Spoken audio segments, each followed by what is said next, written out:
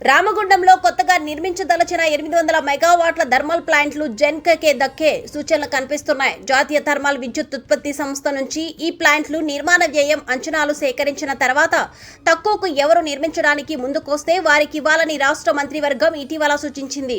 ఈ మేరకు ఎన్టీపీసీ అధికారులతో చర్చలు జరిపిన రాష్ట్ర ఇంధన శాఖ ఈ ప్లాంట్ల నిర్మాణానికి భూసేకరణతోనే అధిక వ్యయం అవుతుందని తేల్చింది.